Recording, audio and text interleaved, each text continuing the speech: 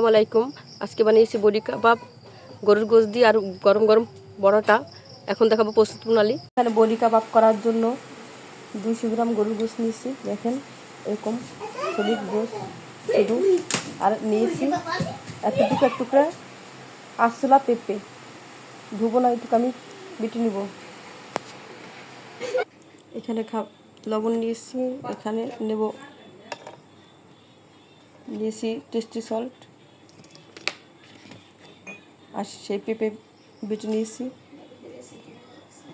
রসুন বাটা হাফ চামচ, আদা বাটা,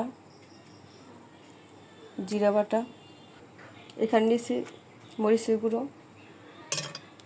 আর একটা ম্যাজিক মশলা। পুরোটা দিয়ে দেবো।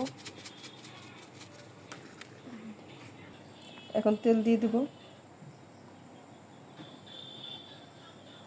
এটা ভালোভাবে মিক্সড করে নেব। এখন মিক্সড করা হয়ে গেছে। এখন আমি হাত দিয়ে গোশটা ভালোভাবে মেখে নিব।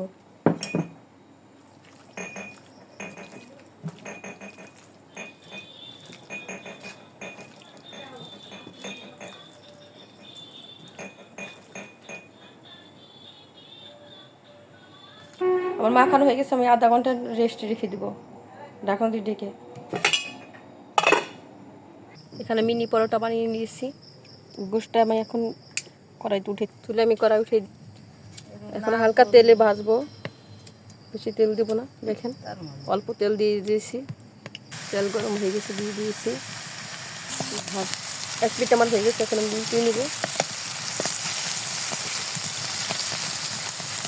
দেখেন উল্টিয়ে নিয়েছি, কি সুন্দর কালার ভাজা হয়েছে।